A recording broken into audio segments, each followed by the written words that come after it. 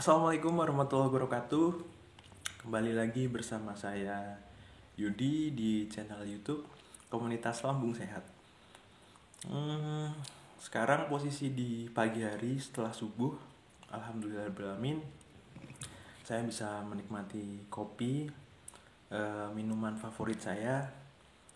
Alhamdulillah tanpa keluhan apapun, tanpa efek apapun setelah minum kopi. Nah, semoga teman-teman yang sekarang sedang mengalami penyakit asam lambung, semoga segera diberikan kesembuhan oleh Allah Subhanahu wa Ta'ala, agar bisa beraktivitas normal kembali tanpa keluhan yang berat, kemudian bisa mengkonsumsi makanan atau minuman favorit teman-teman ya. Tidak lupa juga bagi teman-teman seluruhnya yang sedang menyaksikan video ini, semoga senantiasa diberikan kesehatan, kemudian diberikan kelancaran rezeki, kemudian tetap dalam lindungan Allah Subhanahu wa Ta'ala. Amin. Nah, kita seperti biasa ya akan berbagi pengalaman seputar penyakit asam lambung ya. Semoga videonya bisa bermanfaat bagi teman-teman, khususnya yang sedang mencari informasi tentang tips atau metode penyembuhan penyakit asam lambung ya. Baiklah teman-teman yang sekarang sedang mengalami penyakit asam lambung, bagaimana kondisinya sekarang? Apakah ada perubahan setelah pertama kali menderita atau merasakan penyakit asam lambung? Sudah ada peningkatan atau masih stuck? Bisa dituliskan ya di kolom komentar. Mungkin ada keluhan atau teman-teman ingin berbagi, silahkan ditulis di kolom komentar.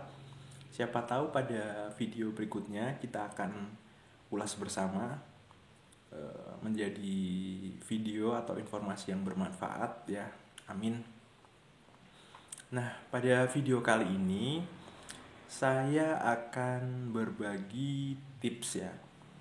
Ini menjadi salah satu kunci supaya teman-teman penyembuhannya atau pengobatan penyakit asam lambung itu bisa dipercepat dengan izin Allah Subhanahu wa Ta'ala.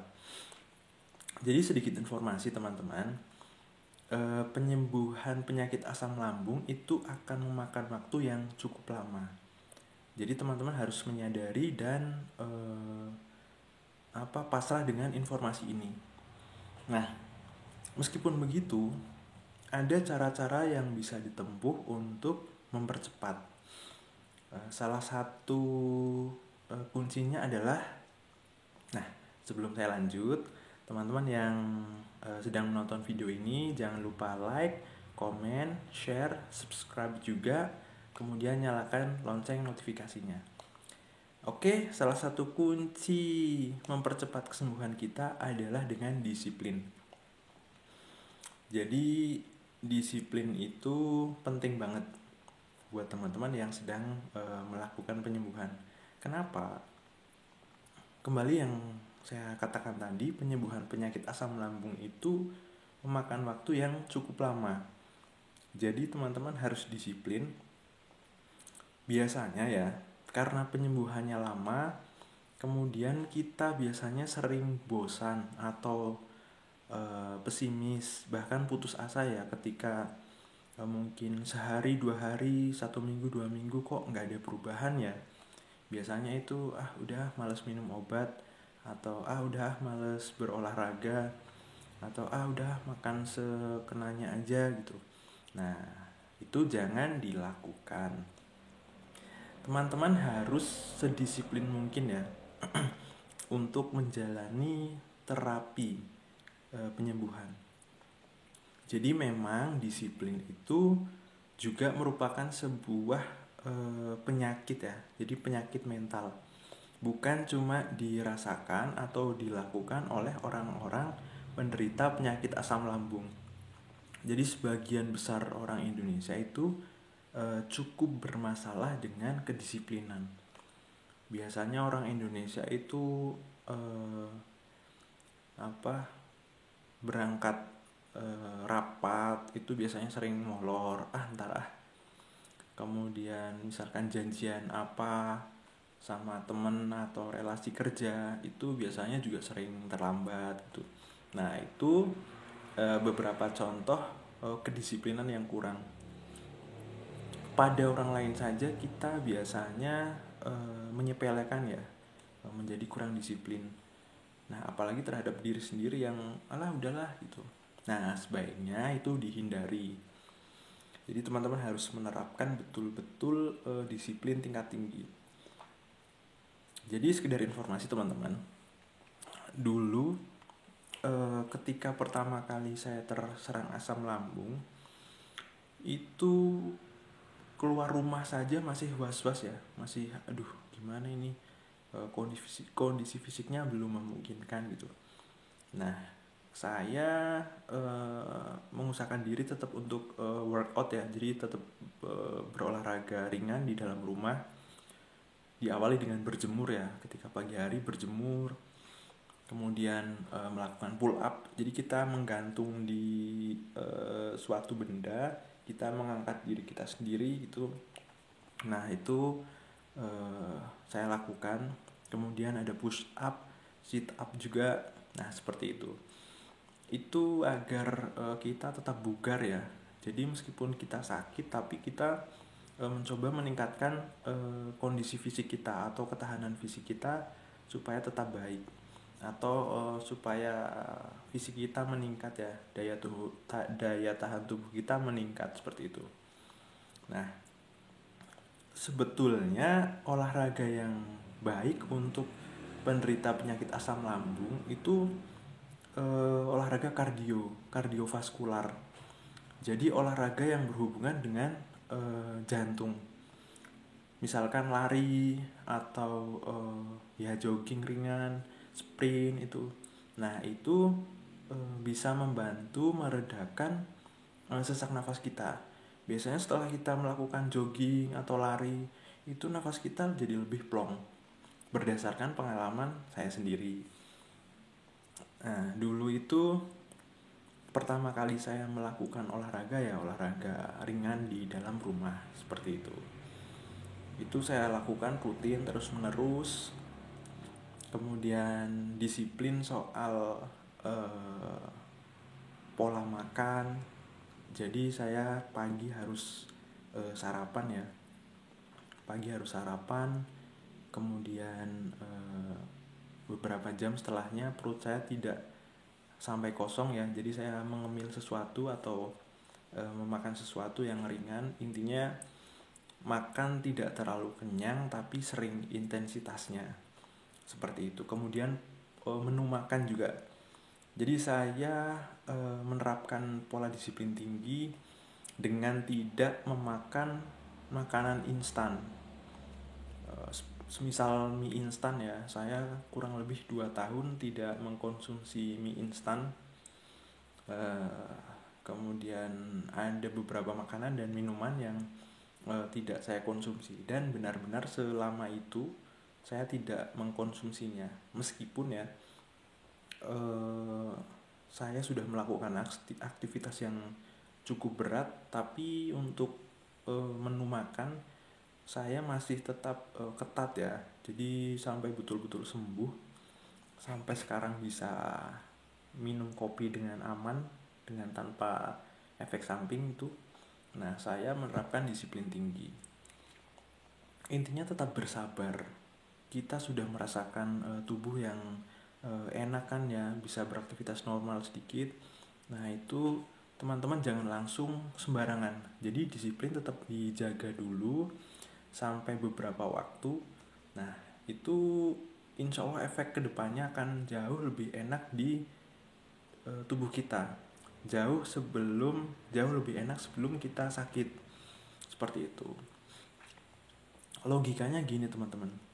Ketika teman-teman sebelum sakit itu kita sembarangan, makan sembarangan, terus tidur sembarangan, dalam artian begadang juga sering, bangun sekenanya gitu. Nah setelah kita sakit, kita menerapkan pola hidup yang sehat, pola makan sehat, pola tidur sehat, pola pikir yang lebih positif.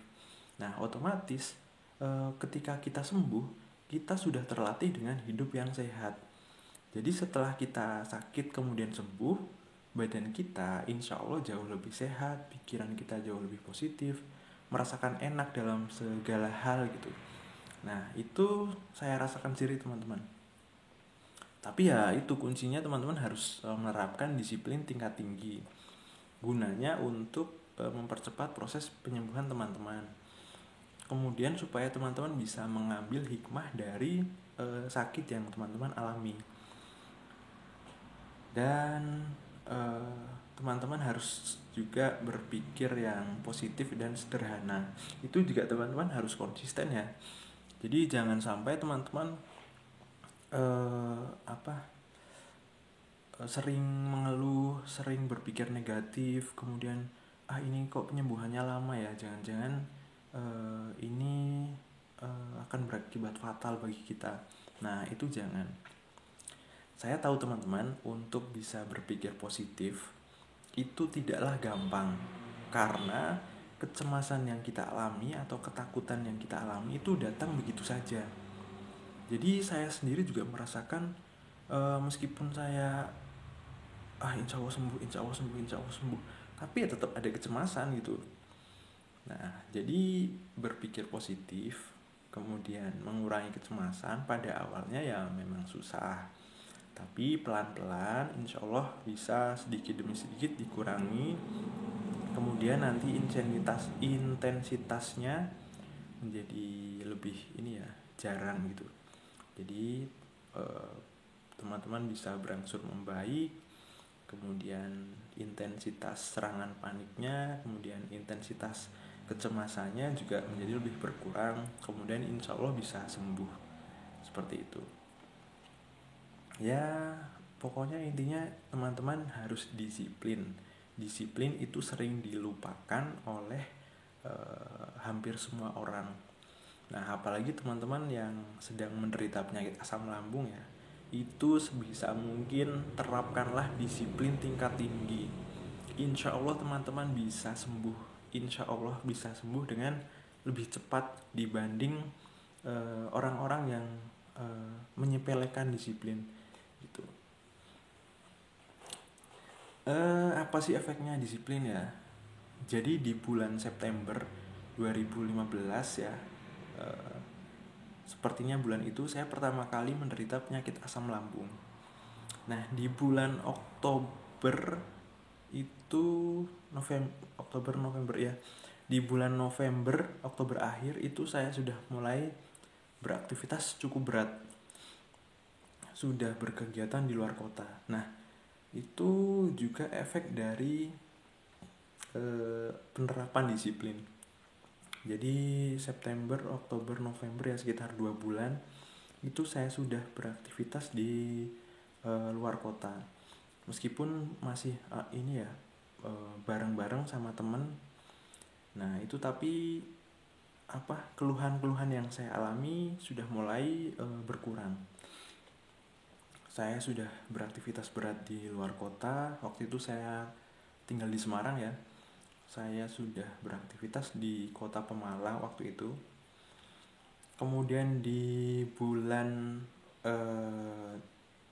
Januari 2016 saya sudah melakukan KKN, kuliah kerja nyata ya. Waktu itu kuliah saya kebetulan molor dan KKN saya tertunda beberapa tahun. Jadi saya selama 1 bulan juga melakukan KKN, kuliah kerja nyata di daerah Semarang. Setelah itu saya juga melakukan banyak kegiatan sosial ya. 2016 itu sekitar bulan Februari atau Maret saya juga berkegiatan sosial masih di Kabupaten Semarang. Dan setelah itu mulai rutin berkegiatan berat ya. Saya sudah rutin melakukan jogging, kemudian sesekali futsal juga. Jadi nah itu proses-proses yang saya alami pada awal. Kemudian melatih diri, menantang diri untuk cobalah berkegiatan selayaknya orang normal gitu. Meskipun berat ya tetap saya latih gitu. sempet ya ada kekhawatiran ketika saya hendak pergi gitu, keluar rumah aja itu biasanya buka pintu udah was-was, mulai cemas, panik gitu. Ya tapi tetap saya lawan karena teman-teman, jadi saya posisinya masih kuliah. Saya trauma mengendarai motor ya, karena pada saat terserang pertama kali penyakit asam lambung itu posisinya saya sedang mengendarai motor di lampu merah ya, di Kalibanteng, Semarang. Nah, saya merasakan keliengan, sesak nafas, itu ada jantung berdegup kencang. Nah, jadi singkat cerita, setelah saya dirawat di rumah sakit, kemudian pulang ke Semarang, itu saya trauma untuk naik motor ya, meskipun jarak dekat gitu. Terlebih dari kos saya ke kampus itu jaraknya lumayan jauh. Jadi saya selalu ikut ya, atau nebeng teman ketika ke kampus. Itu pun posisinya meskipun membonceng, tetap takut ya, was-was, entah kenapa. Intinya saya cukup trauma ketika mengendarai motor seperti itu.